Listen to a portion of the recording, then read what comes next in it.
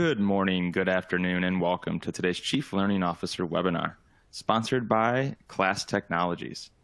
I hope everyone's having a great start to their week and excited as I am for today's webcast, The Promise of Blended Learning in 2021 and Beyond. My name is Steve, and as always, I'll be working in the background here to help answer any general or technical questions you might have. Before we begin, though, I would like to go over a few key reminders. First, there's no dial-in number for attendees. All audio will be streamed through your speakers or headphones, so please adjust your volume there accordingly. At the bottom of your screen, you'll see a variety of icons.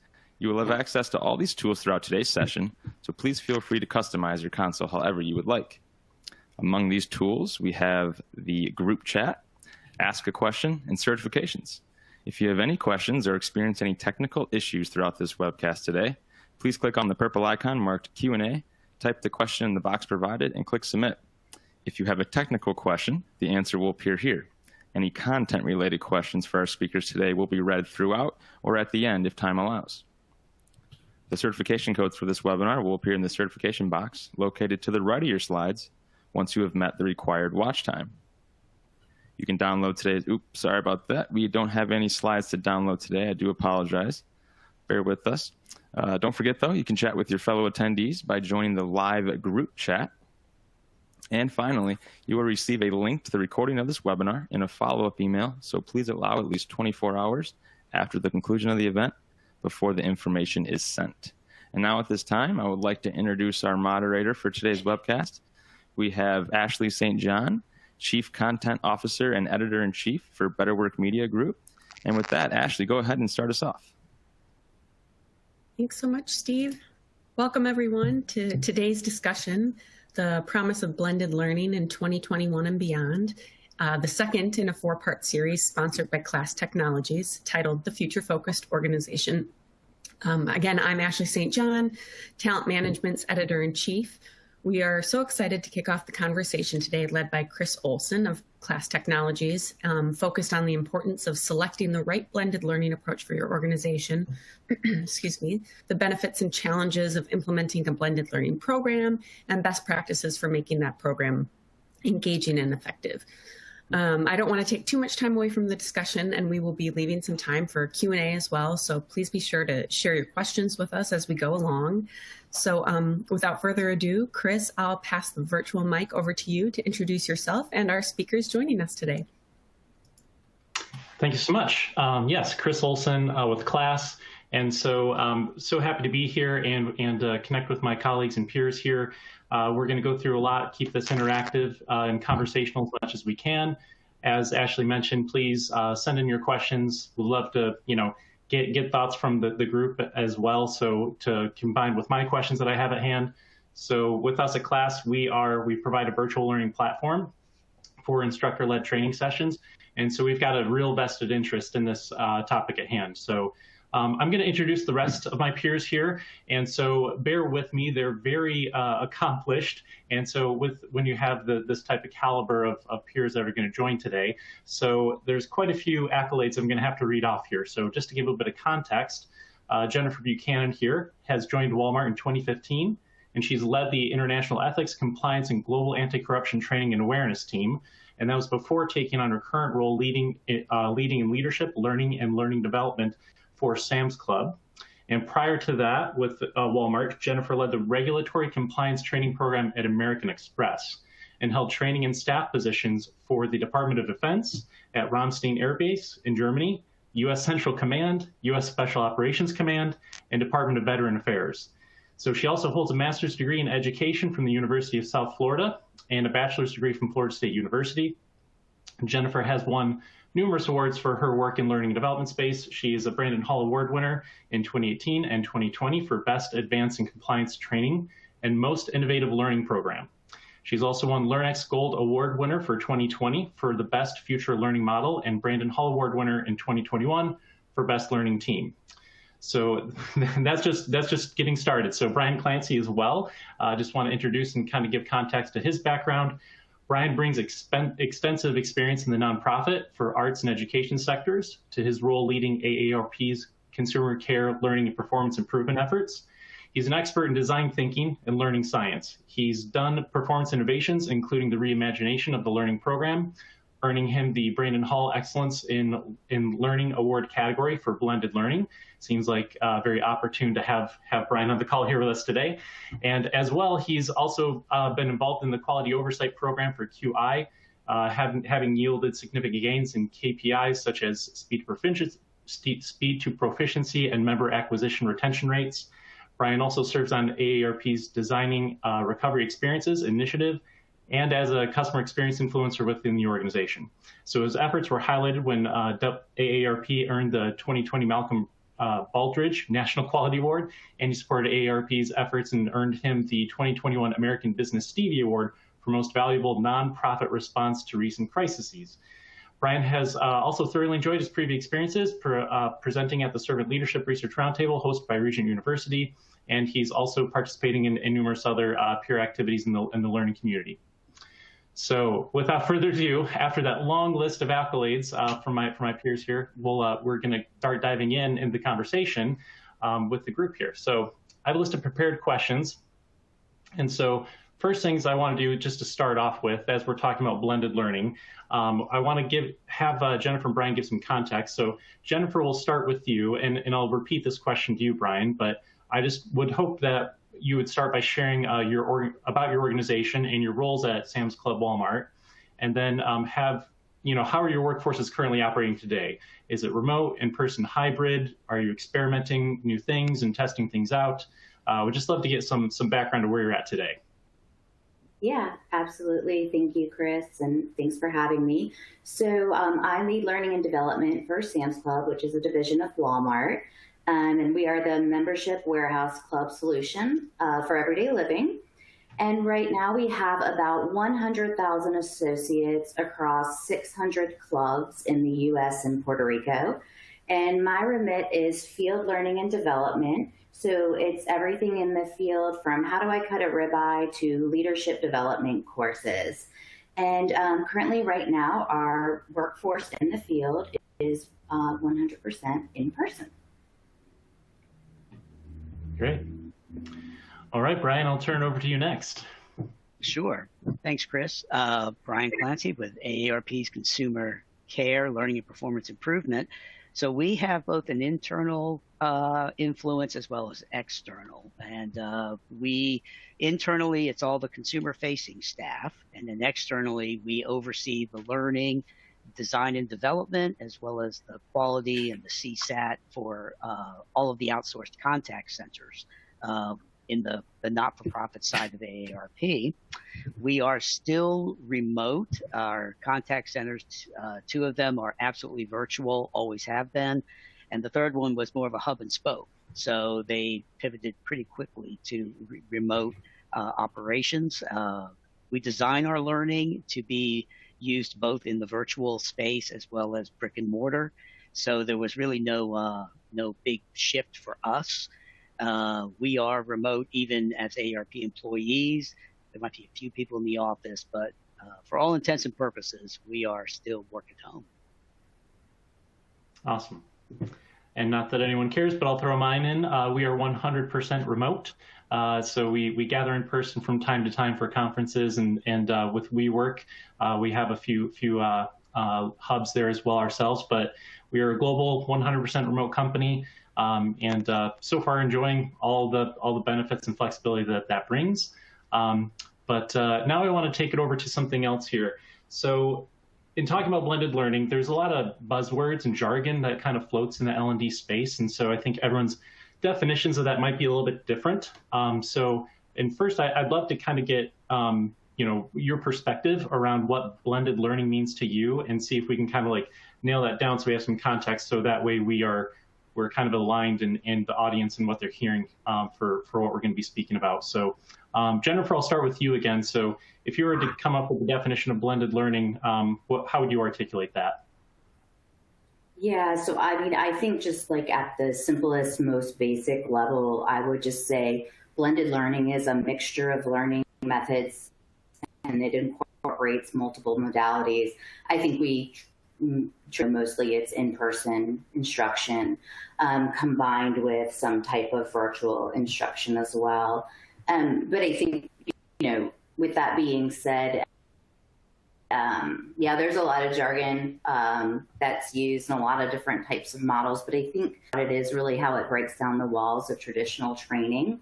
And I think that enables lots of flexibility and different ways of learning for all different types of learners, and offers options and shows that learning isn't just a one-size-fits-all.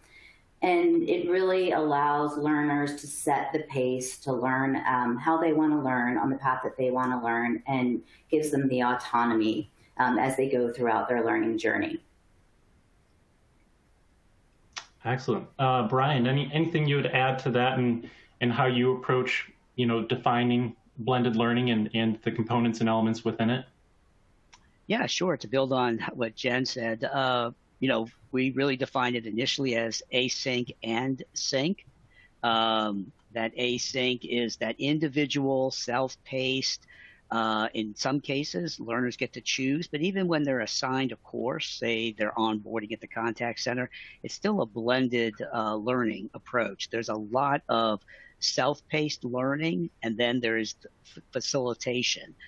We don't use traditional trainers. We actually do active learning facilitation. Even if we do a micro learning, it might be self-paced, but then that team leader or that supervisor is having a debrief with a group. So we consider that async-sync balance as blended learning. Excellent. Excellent. Okay, so let me we'll stick with you, Brian, on this. Now, with everyone's shift to whether being virtual or hybrid and how that's all playing out, have you experienced any opportunities or challenges in the blended learning evolution programs that you provide at AARP? Yeah, because we were already kind of in that space, the work at home, the virtual staff, we were pretty comfortable already delivering the blended learning. What we have found, because things are changing on a dime, is that we're doing a lot more micro learning. We're putting out content to be absorbed quickly by especially agents in the contact center, but also AARP staff. That takes a bit of coordination. It's a balance of not having that cognitive overload. Wow, you're giving me a lot here, and it's always pivoting. So we take an approach of introducing something new or introducing a change, and then putting that into the tools that staff and agents in the contact centers are using. An example would be, we'd say, hey, talking points have changed about the pandemic in such and such a state, and then move them into the knowledge base. So they know where to find that information when it's needed. We don't expect them to really remember anything from a learning experience. It's about learning about it, but then knowing where to go into the tools to actually find it at the point of need. Excellent. All right, so I'm going to turn this over to Jennifer now for her 2 cents on this. I'm primarily interested in how, what kind of opportunities and challenges you faced. It sounds like Brian has been, they've always been comfortable with it because they've been leveraging it already. And so I wondered if you've had any major pivots and shifts and opportunities or challenges that you came across. Yeah, absolutely. So I think, the challenge with blended learning is it's just not about replacing instructors, right? It's finding the right opportunities that make sense from an effectiveness and retention standpoint, and then using the right modalities and the right depth of content for those. We were using blended learning before the pandemic, but I do think the pandemic really accelerated us in that area and in an industry as a whole from an L&D perspective. The way I like to think about it for Sam's Club in the field specifically, so in the clubs, is we are digital learning at our core. We have training and on the floor practice when it makes sense from effectiveness and retention perspective. And a lot of times that is really just based on the topic and on the audience, because what we want to do is offer a variety of possibilities for learning in the clubs. And that way our associates can learn how they want to learn while working in the way that makes the most sense for them. So I think, you know, from like a practical application type example for Sam's Club is I think about our manager and training program that we reimagined in 2020 as a team. And basically what we wanted to do through that program was take an experience that was basically instructor-led and turn it into a virtual, into a blended learning experience. And previously that training was done with a 340-page binder. So we knew we had a need to turn that binder digital and make this journey in the club, right? So we knew that would make it much better really, really fast. But then when we think about that blended component, it's really then how do we have the on-the-floor practice for that digital component? So a really good example would be like one of the assignments in the training. Associate utilize one of our apps that's called Ask Sam, and basically that's a voice responsive digital assistant. So we would have the associate, the directions might be to ask Sam to pull up a product spec sheet and then evaluate that product on the sales floor. And then that on the floor practice would be if issues are found, they then have to on the spot resolve them. So that's the balance of having blended learning in the clubs with the right depth of content for the right topic. Got it. Yeah, interesting. So yeah, the applicability of, having the practical application of what you learned, that's was actually my next question. So you kind of led right into that. I was hoping you were going to give me pointers on how to cut ribeye, but we'll save that for the next webinar. Brian, if I could turn that kind of same concept to you, you were sharing a little bit about, the kind of same thing of providing them, the on-demand, the skills for when they need them and so forth. And so what I wonder is how do you take that, how do you make that actually happen? Like, how do you take it from concept to practicality for them to actually put into practice what they've learned? Absolutely. Very, very important. As we all know here is that, application is that third level of evaluation. So, we start off with a lot of self-paced learning. If we are actually pulling people, from work, put them into a course, the self-paced is about people discovering what they need to actually know. So, whether it's facilitated, the facilitator's leading a discussion, or whether it's the self-paced async work, it's about learners discovering what they need to actually know. So we know what the end game is, but we know from a neurocognitive standpoint that discovery added in with reflection, experimentation, figuring it out, really sows those neural pathways. We then put them in, the real job, practical practice, if you will, where there's a lot of social learning, a lot of peer-to-peer coaching goes on during a class. Again, it's not about remembering what to do, memorization. It's about being able to navigate tools and to navigate knowledge. And that's for both AARP staff and our contact centers. So we do a lot of, how is this going to manifest when you come out of class? When they come out of a class, if it's new content, new skill development, we have a kind of a much more supervision, say for the first week or so. And we track who is proficient and who is not. Typically, as we all know, there are, the quick adopters, they apply it readily. There are others where that learning process is in the production world, in the real life job. So they get additional coaching and development. But we do expect people, it's our job to get them proficient ASAP. And we do have an expectation depending on how complex the learning is. But we watch that carefully and track it. There was an interesting question posed in the chat that goes along with this is, is it different for skills-based versus behavioral competencies? So we assess on the behavioral competency model, and it's interwoven from the very beginning. So it's not about just learning skills or how to do a transaction, how to execute something, but it's also weaving in what does this look like from the consumer experience, because all of this is consumer facing. So we weave in behavioral competencies into every learning experience, and we also have that speed to proficiency in applying those, as well as the learned skills, but also the behavioral competencies. Yeah, that's not easy to blend behavioral competencies into everything you do. So kudos for that. I'm more impressed with how you've called out the kind of the key point, though. The starting point is helping the learners, your team members, discover what they need to learn, right? And so it's kind of funny, as you're saying that, it's almost like in negotiations. For a successful negotiation to take place, you sometimes make it think that it's their idea, right? And so it's kind of like you allowing them to do that, so they're more bought in, realizing that's going to kind of affect their success of their career and their performance.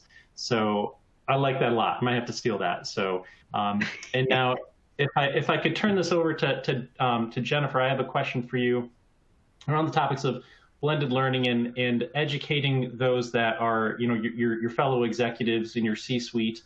How do you talk and kind of convey these in practical terms?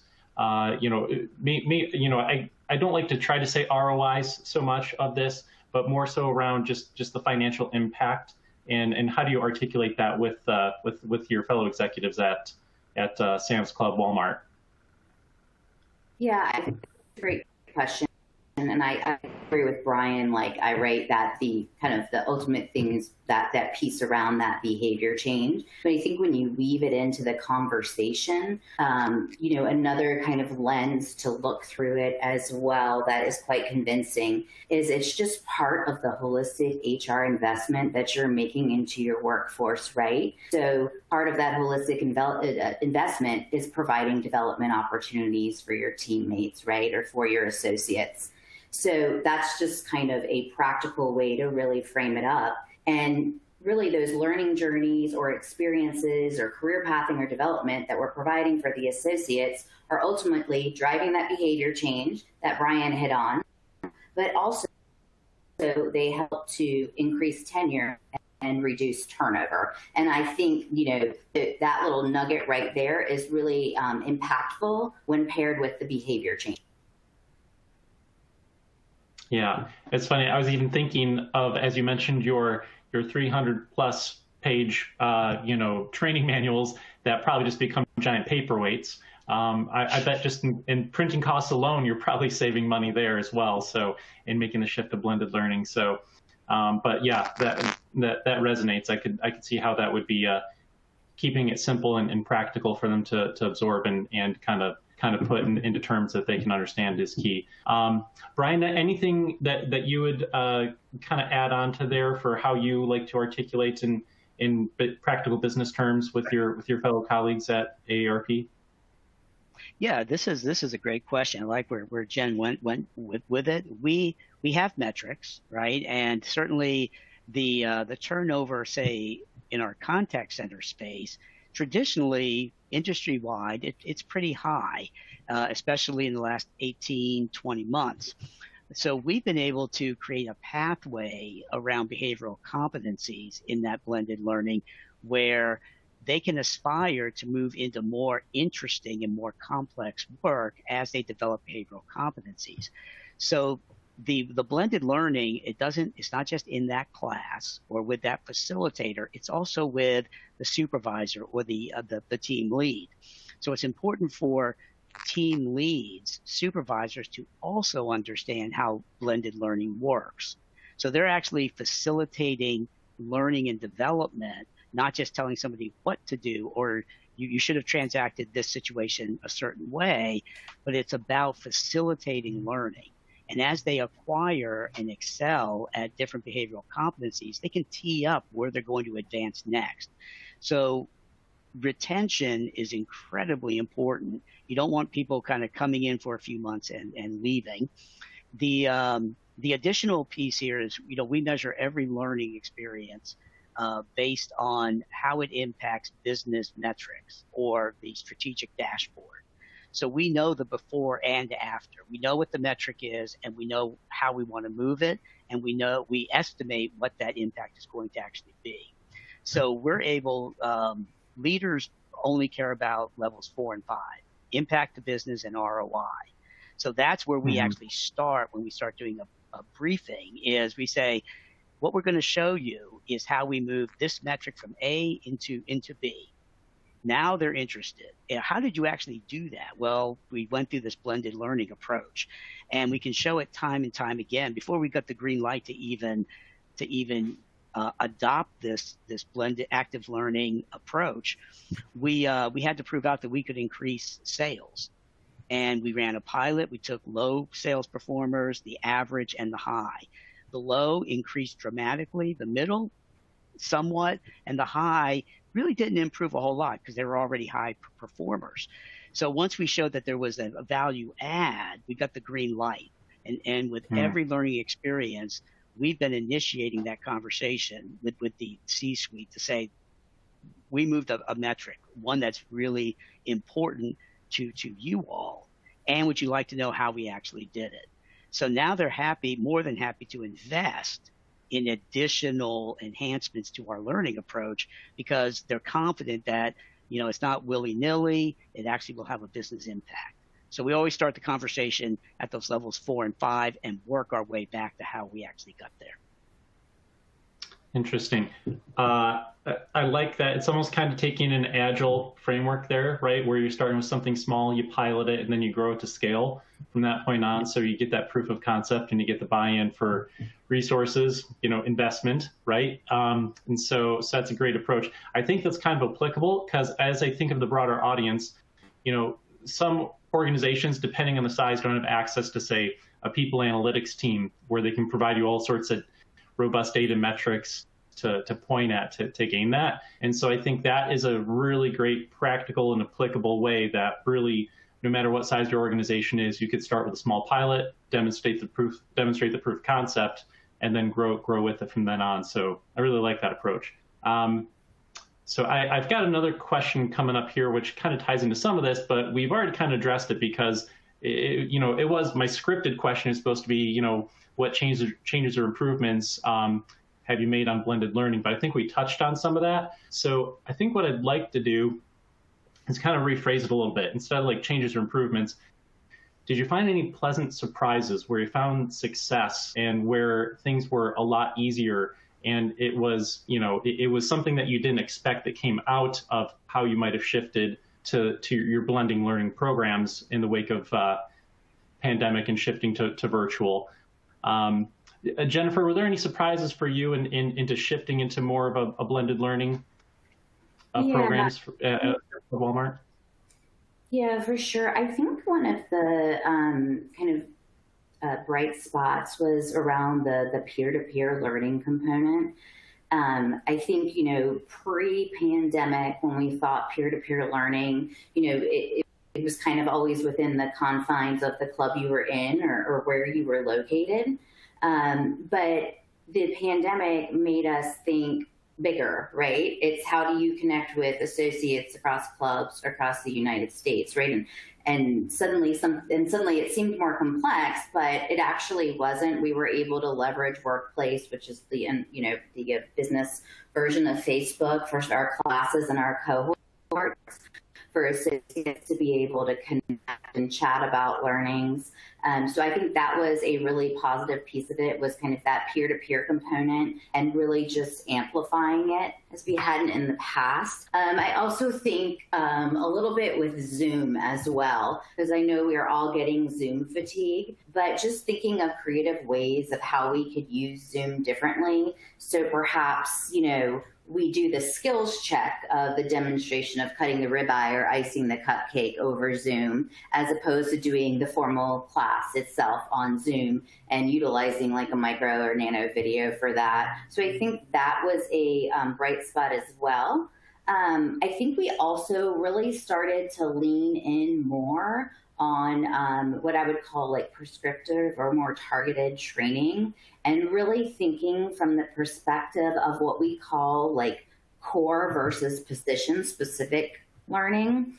And really where we started to think about this was just kind of like what some of our behaviors were like as a company. We have a big year beginning meeting and a holiday meeting every year that we're in. And in those sessions, there was always 4 sessions that everyone went to together, and then position specifics that they broke out and had different learnings based on their position. So it made us just kind of think about, as we were developing our blended learning and we were slicing the learning up by position, to take that same approach. There was a familiarity to that approach for our associates, yet we were able to do it in a blended way. And I think, ultimately the learning there was, what we were really doing is almost like clicking Legos together to build that learning experience. So then as they go through their learning journey on the club, especially like from a leadership development perspective, the content isn't being duplicative, but is rather layering together.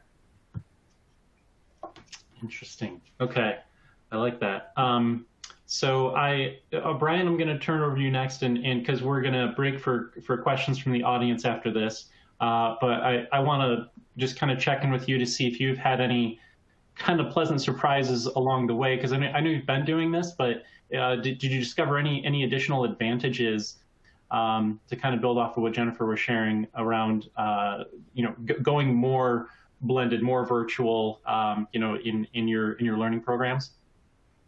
Yeah, actually, I really like what Jennifer said about the peer to peer. There was such a kind of an amped up need for connection.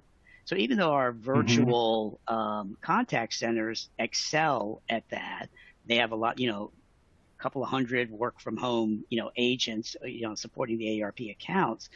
The need to connect was heightened. And what we pleasantly discovered, that there were a lot of hidden coaches among the peer group. And people, we let them, rather than assigning coaches, we said, pick somebody who you want to actually coach you. And we were able to identify people who were highly respected among their peers. We knew they were good, and we knew they, whenever we had focus groups, they participated well, extremely knowledgeable, great ideas, understood the AARP consumer, but that they were so highly respected among their peers. They were the go-to. So there was kind of that informal mentoring began to take shape, where people could pick their own mentor, get coached. And so we could run something that was more brief, and then say, we could say, hey, here's a person that 6 or 7 people picked. Let that person do the facilitated debrief with them. Again, not answering questions. So, when you get out of the train, the typical trainer who answers a question, we never answer a question. We always try to build on the knowledge in the community of learners.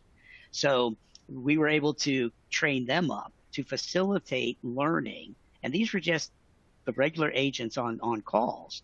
They weren't the highly complex ones. And to be able to then recognize them, that kind of internal satisfaction, recognition, is a greater buy-in to longevity, keeping people working, as opposed to saying, hey, I'm looking for something else that rewards me better. That intrinsic reward was monumental to keeping our work staff in place.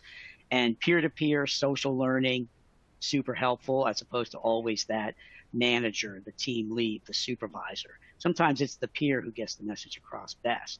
So we doubled down on that, and it's worked well for us.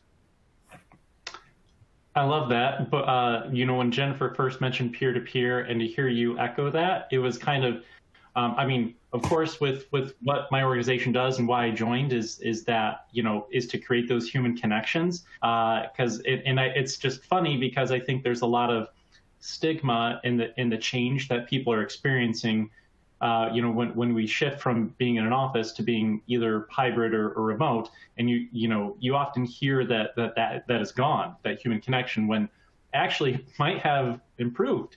And it's kind of just enlightening and affirming to hear you both kind of share those perspectives there. That's excellent. That's great to hear. So especially to the informal mentoring and coaching opportunities, especially when you want to instill a culture of that, how great is it when it just organically happens through grassroots efforts? That's great. All right, I want to take a break here because we're about a little over halfway through now. Ashley, Steve, I'd like to check in with you both to see if we have some questions in the chat that we want to take on here and present to Jennifer and Brian. Yeah, absolutely. We actually have quite a few questions coming in, which is great. And we can also get to some more at the end if we have a few additional minutes. But I have 2 or 3 that I think I could kind of throw over to you now. One that I found was an interesting question is, we found that we still need to do basic Zoom use training before we start any program. It just disappeared out in front of me. We found that we still need to do basic Zoom use training before we start any program. The varying levels of tech ability and tech by location vary greatly. Have any of the speakers experienced the same need? I'm really interested in hearing the response. Yeah, we haven't, because we were doing this pre-pandemic, we had really solid systems in place, whether internal to AARP or external with our contact centers, so that that learning curve was really didn't hit us. We didn't have to transition over to Zoom, for example. So they might use Adobe Connect, and the facilitators are prepared to design their rooms for easy navigation, easy use, breakout rooms.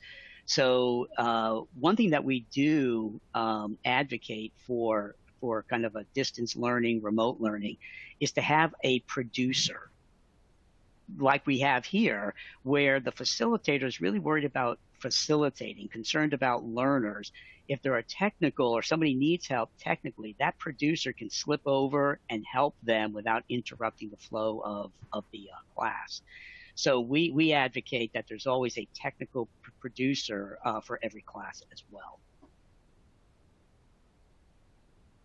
I think I can kind of add on to what Brian has shared as well. I think same with, there was already a lot of familiarity with Zoom, but I would say that one thing I saw kind of evolve was the piece around the Zoom etiquette, which I think is a learning component of it as well. Because suddenly when you're having so many people on a Zoom, you really have to kind of think how you're constructing those Zooms, doing things like utilizing the chat. Are you using slides for the room? How are you doing breakout rooms? How are you informing people that you're going to use the breakout rooms? And I also think it also enabled everyone to maybe build a new muscle or a new skill around leading a meeting when not being in a room. I think, typically you're leading the meeting and everyone's in the room with you, or you're leading that learning, but I think it's a very different skill to potentially have everyone in one room and then you're on the Zoom leading it from afar. So I think that was a new skill that was built that definitely is a bright spot. I would say we didn't really have any tech complexities with it, but I could see how that could definitely be a challenge as well.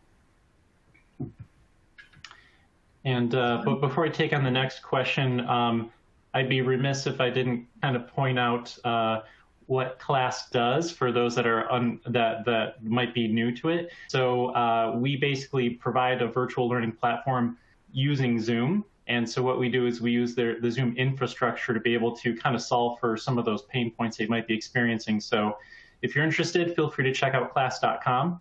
But just I hear a lot of Zoom mentioning in there, and just kind of the experience for facilitators being able to kind of help provide instruction in their live sessions. And so if you're interested in learning more, feel free to reach out. Happy to tell you more about it. But I'll turn it back over to you, Ashley, for some of the other questions that you found. Yeah, no, thanks, Chris. I'll throw one more question over, and then we can probably hop back on to the agenda and take a few more at the end. But this one's kind of a big one. So What are recommendations for measurement of impact? I'm thinking specifically for leadership, manager, and behavioral changes. Microlearning and asynchronous learning has been harder to measure and hold people accountable for, and I'm just curious how they have approached this.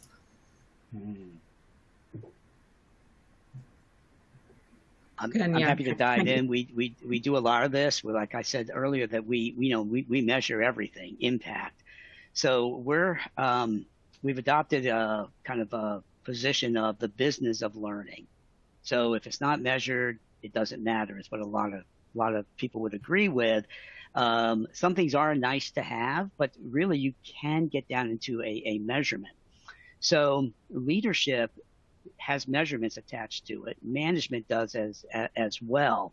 It might be employee surveys. It might be, how are they managing a team to go from, point A to point B. So we would take, for example, our behavioral competency model. We're able to say, how do you coach as a manager? Are you just dictating, or do you facilitate learning to drive improvement? Are you using peer-to-peer? So we might coach a team lead, a supervisor, a manager on how to facilitate team discussions and do peer-to-peer coaching. And how do you oversee that? And we give them the techniques to follow, and then we look at whether there's a speed to proficiency that improved because of that, or did sales improve, or did a very quick survey go to the manager's ability to connect with team. So people, another common understanding is people don't leave companies, they leave management. So, this helps with the earlier speaking to the retention of employees. A lot of times it is that immediate manager. It's the most important relationship in the organization for an employee. Making sure that they can build connection with their staff, really important. And we actually develop learning experiences around that. We then create that mentoring. We create opportunities where that manager can observe another person doing it. So we do try to measure that before and after. In our contact centers, we actually do quality on 100% of our conversations. So it's all automated with a tool that can identify the behavioral competency and can level it at emerging, effective, or expert. So we know certain behaviors through text analytics in any channel, phone, chat, SMS, text, social media, and we're moving even to do this with our chat bot on how it can use behavioral competencies and how we can kind of train it to learn how to do that, is at the end of a conversation, we can determine whether it was a successful outcome, like around sentiment, around language that the consumer uses. So by moving those behavioral competencies in, we can actually isolate if this agent actually improves on this competency and goes from emerging to effective, we should see better outcomes in all of the contexts that they handle, no matter which channel that it's in. So we do a lot of analysis around that. That is automated, but it gives us really keen insight. Many contact centers, for example, do 1%, which is really not a lot. So we do 100%, and we're able to really trend out what are the behavioral competencies that need to be improved to drive consumer satisfaction outcomes. And I think that those are all awesome, Brian. And I think in the retail environment too, one of the needs that we have for that measurement is almost like a real-time measurement. Because a lot of the trainings are like short micro spurt trainings, and we want to gauge the knowledge right at the time as well. So I think thinking kind of more in that vein, we leverage an in-club digital tool called Mentimeter, which allows us to basically do almost like an anonymous survey. We can create the questions around the content and then get immediate feedback through the learner's phone or mobile device to gauge where they are in the program. or where their level of understanding is. So that's a nice complement to all of the other pieces that you discussed as well. And I think the other thing that we've seen over time with measuring behavior change is just, and this is more kind of in the content design piece of it, but really thinking about, as we're designing the content and making it rigorous and relevant, is identifying what those behavior changes are going to be up front. We went on a journey with this with our manager and training program. As we were creating that content, we knew we wanted to drive behavior change in the club, and we knew we wanted to move from training that was very task focused, cut the ribeye, ice the cupcake, to something that would really encourage more critical thinking and cultivate the curiosity of our associates. And one of the ways that we did that and ensuring that within the content was working through to articulate that content for college credit for our manager and training program. So as we went through the process, it really helped us to identify those behavior change. And then also at the same time, as the associate is completing the content in the flow of work, they are eligible through our manager and training program for up to a semester's worth of college credit at 5 universities through our Live Better You program. So lots of cool work going on there, and definitely agree with what Brian said on the behavior change piece. Fantastic. Chris, I'll pass it back over to you for the time being, and then I can hop on again at the end if there's time for more questions. Lovely. Sounds great. Perfect, because I want to make sure we tackle something that I think is a hot topic. It's a bit of a buzzword, and everyone's got their different approaches to it. So I can't wait to hear your approaches on this. Jennifer, I'd like to start with you on this question, and it's around skills. And so I think what we're seeing a lot is everyone's concerned about skilling, upskilling, reskilling. And so there seems to be a lot of doing away where there's a fear of, automation and all that. But I think what everyone's starting to discover here based on research is that it's shifting so that, the mundane tasks that we were doing before, you can leave that to whatever the machine is that's going to do it. So with automation taking control of some of the things to allow us to be more human, there seems to be a big push towards human skills. And so, whether or not that's the case or not in both your organizations, what I am curious around is how you are developing the human skills on your virtual environments. So could be trying to teach adaptability, active listening, the leadership in general. You could take that in a bunch of different ways. So I'm just curious, kind of, Jennifer, with your approach, how you are delivering and enabling the human skills in a virtual way in your organization. Yeah, absolutely. So I'd agree, like automation completely has us shifting, rethinking our content that was previously more task-based to really how do we drive what I would call those essential skills.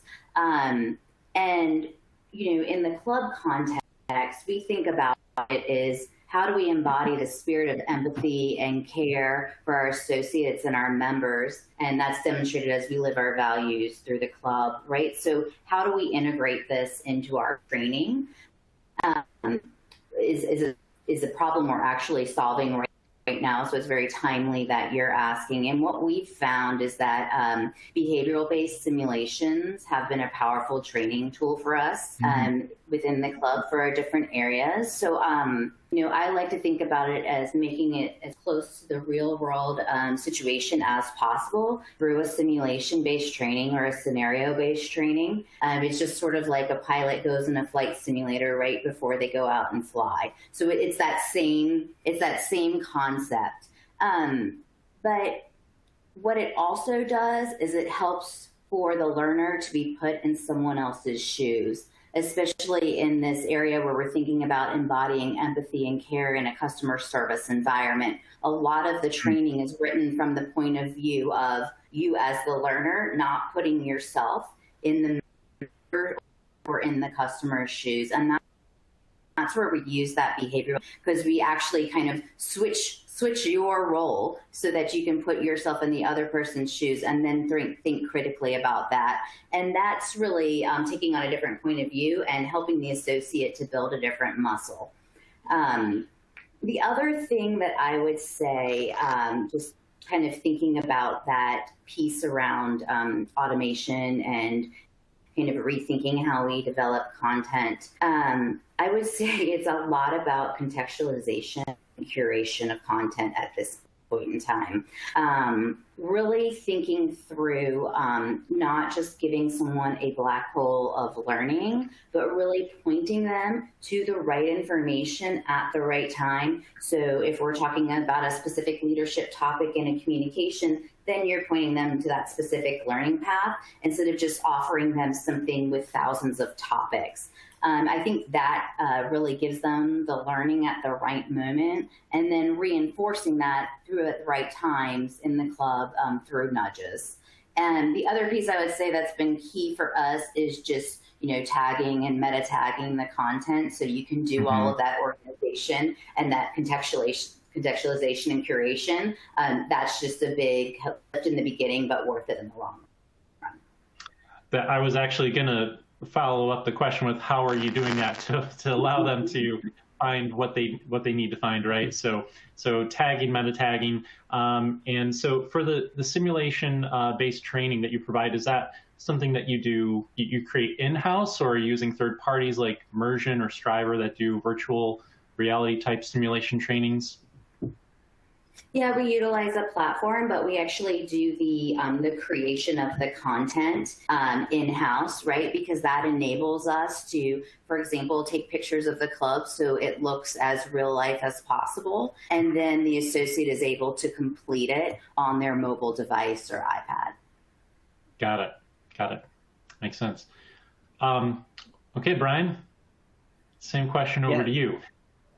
Jennifer gave a phenomenal answer there. Hope everybody was taking notes. Really best in class approach there.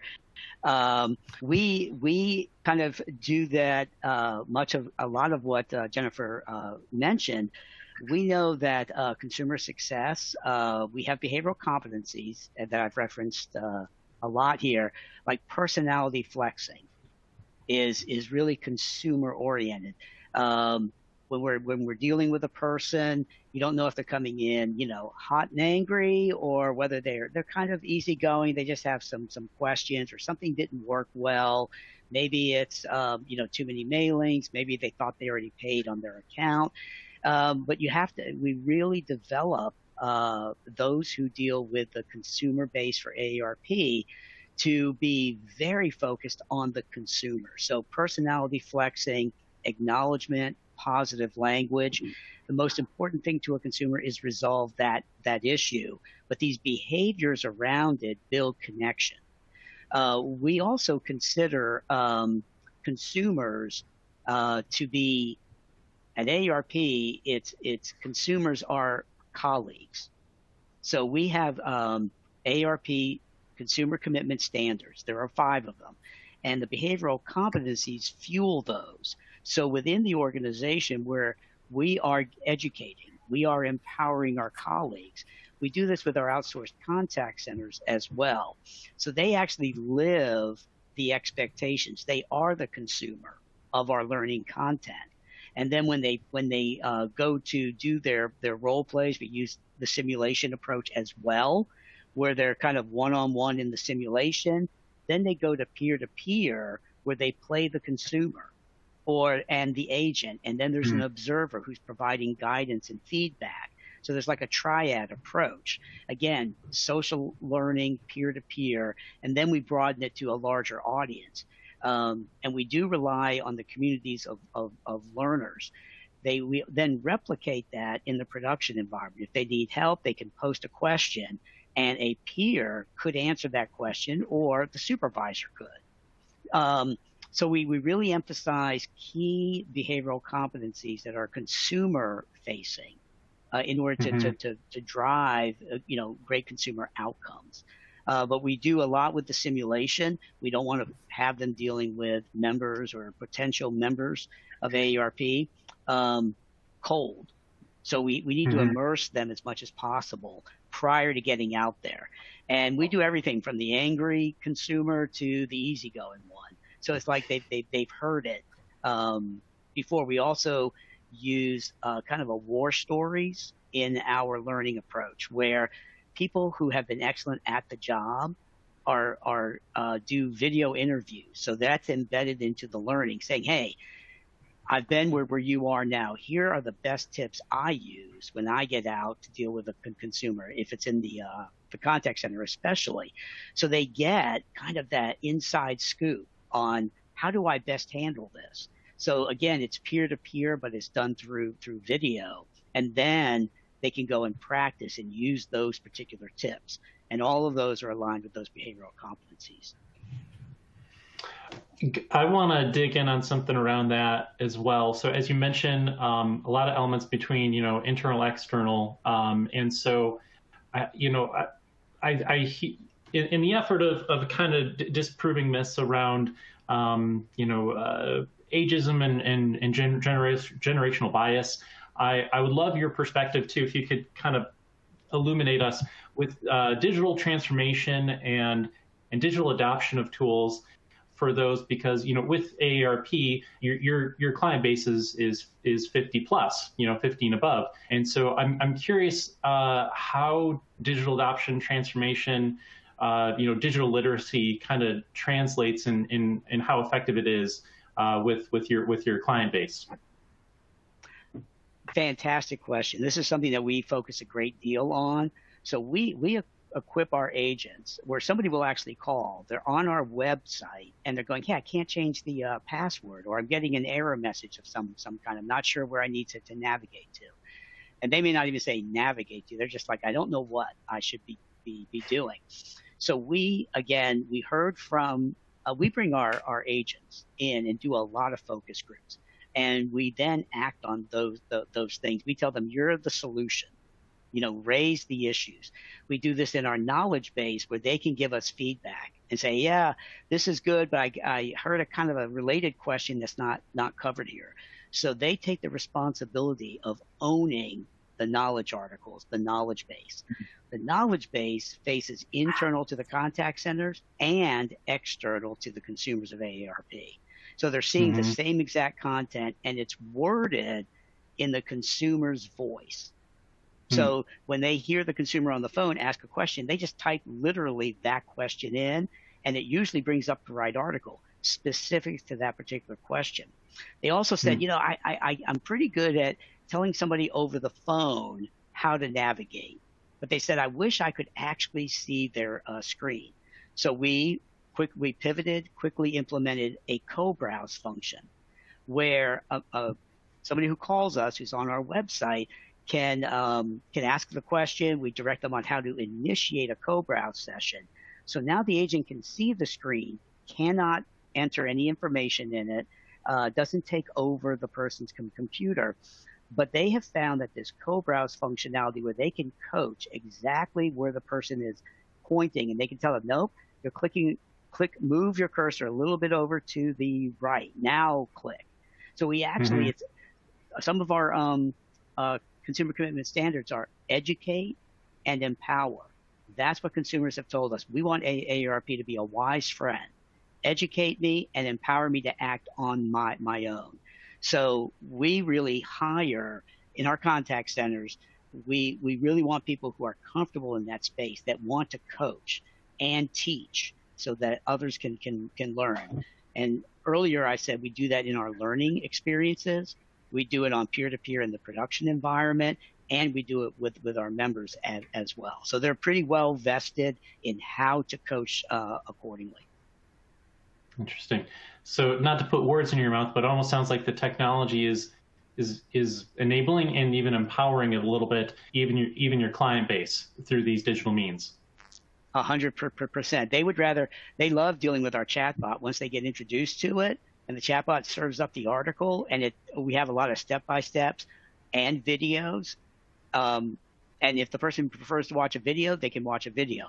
If they want to just follow step-by-steps, they're empowered to learn the way that they want to learn.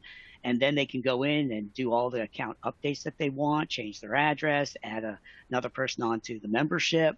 But we actually teach members how to do it. For the skill set for the agents, they don't think their job is disappearing, because there will always be people who want to call to do the most simple function. But they like problem solving. So they're actually handling harder questions that they really enjoy wrestling with trying to figure out. So they're not handling the mundane, which can get a little dry and boring. They're actually handling the complex things, or the issues about the pandemic and about getting vaccines. They're actually talking about advocacy versus, can you change my address? So that really keeps our workforce highly engaged. Love it. I love it. So we're 3:01 right now, Eastern Standard Time. So Ashley, I want to turn it over to you because we're a minute over, and I just want to see if there's any burning questions that we should address before we adjourn here. Well, so I think we probably have time for one that I could toss over, and it is at the top of the hour, but I think that anyone who is able to stick around, please, we would, obviously love that. I had to share one of my favorite questions that came through in the Q&A, which was, can AARP stop reminding me that I'm eligible for AARP? Yes, we can. Yeah. You can go to our help site, chat with an agent, and they'll be able to help you do that. You want to know that we went viral on TikTok. There was a 40-something who said, hey, I know I'm not like 50, but really anybody at any age can join. He goes, let me tell you how valuable this is to me, and I'm not even 50. We had a spike in people saying, what is an associate membership? Because people wanted to join AARP based on some random TikTok video that was not from AARP. It was from somebody in their early 40s who said, I find great value in the membership. So that's a shameless plug. Awesome. And then I guess one other question that I think would be interesting to tackle is, someone asked, what strategies do you have for creating spontaneous shared experiences in a virtual environment? Maybe we can kind of wrap up with that one. Again, they're all kind of big questions, so they're hard to tackle, but would be interested to hear your thoughts. I know in our contact centers, we do a lot where, agents can post, and it's not always, it's not a problem, but they're just saying, hey, I had a great call. This is what somebody asked me, and it was really interesting. And so there's a community, again, that we're trying to drive with these remote workers. They're all working from home, but the companies that we partner with them because they invest a lot in their employees and the community, even though they work at home. So we try to do a lot of socializing. Banter can happen, and they just kind of feel like they belong to something bigger than, hey, I'm just taking calls for 8 hours. So we kind of drive that with our partners. Yeah, and I think it's that social point as well as doing the things that we can't do in that traditional classroom setting. So whether it be the Mentimeter that I talked about earlier that enables us to kind of survey real time and get that feedback, that creates more spontaneity and helps us understand what's in the learner's head. So I think that piece of it, and also like utilizing workplace or different chat functions that we have throughout the virtual learnings has been really powerful to, if you put an open-ended question out there to spark that conversation. So leveraging just anything that helps create that sense of community and connect learners.